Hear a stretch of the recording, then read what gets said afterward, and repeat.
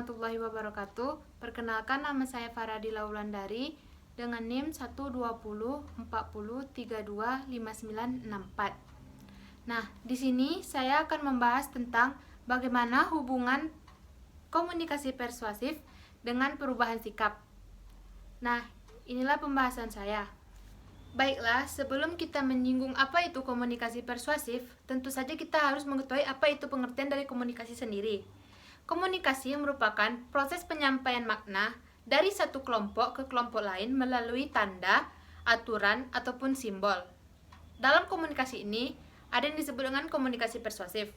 Komunikasi persuasif merupakan komunikasi yang bertujuan untuk mengubah ataupun memengaruhi kepercayaan, sikap, ataupun perilaku seseorang, sehingga mereka bertindak sesuai dengan keinginan seorang komunikator. Nah, suatu perubahan sikap merupakan tujuan utama yang ingin diraih oleh komunikasi persuasif. Dari definisi komunikasi persuasif tersebut, dapat kita lihat bahwa hal utama dari komunikasi persuasif sendiri yaitu memengaruhi pendapat dan sikap dari penerima pesan.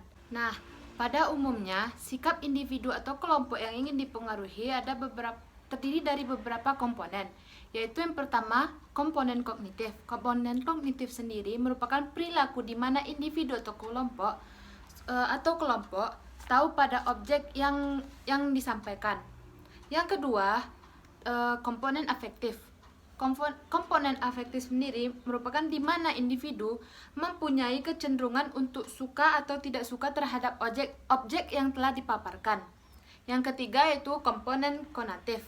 Komponen konatif sendiri merupakan perilaku di mana individu melakukan sesuatu tindakan terhadap objek tersebut.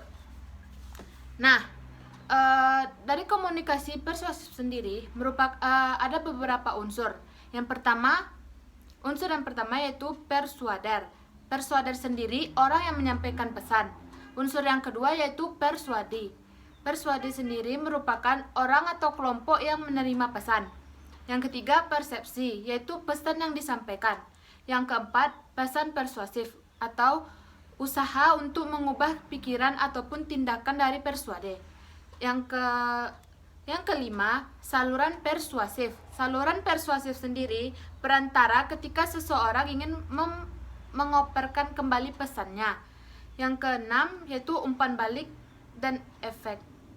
Dalam prosesnya, persuasi dapat dilakukan baik secara rasional maupun emosional. Secara rasional sendiri merupakan komponen kognitif pada diri seseorang dapat dipengaruhi. Aspek yang mempengaruhinya itu dapat berupa ide ataupun tindakan, sehingga terbentuknya sebuah kepercayaan. Proses dari rasional sendiri yaitu berawal dari perhatian, mengerti, menerima, dan timbulnya kepercayaan. Bagaimana pula dengan secara emosional? Secara emosional, aspek afeksi seseorang dipengaruhi, yaitu berkaitan dengan kehidupan emosional seseorang. Di sini, empati dan simpati seseorang digugah sehingga menimbulkan rasa senang oleh orang yang dipersuasi. Proses dari emosional sendiri yaitu berawal dari perhatian, empati, menerima, sehingga munculnya minat. Baiklah, tentu saja dalam sebuah keberhasilan komunikasi pasti ada beberapa faktor yang mempengaruhinya. Nah, faktor tersebut yang pertama yaitu kejelasan tujuan. Tentu saja dalam menyampaikan sebuah komunikasi persuasi kita harus menentukan apa tujuan kita menyampaikannya dan bagaimana ide atau pokok pembahasan tersebut akan sampai kepada komunikan. Yang kedua, memikirkan secara cermat sasaran komunikasi. Tentu saja sebelum kita menyampaikan ide atau pokok pembahasan, kita harus tahu apa sasaran kita. Siapa yang ingin kita persuasi. Nah, yang ketiga yaitu memiliki strategi komunikasi. Untuk mencapai sebuah keberhasilan komunikasi, kita harus memiliki strategi. Baiklah, sekian pembahasan yang dapat saya sampaikan. Mungkin saja dari pembahasan saya masih banyak yang kurang, saya mohon maaf. Saya sudahi dengan Assalamualaikum warahmatullahi wabarakatuh.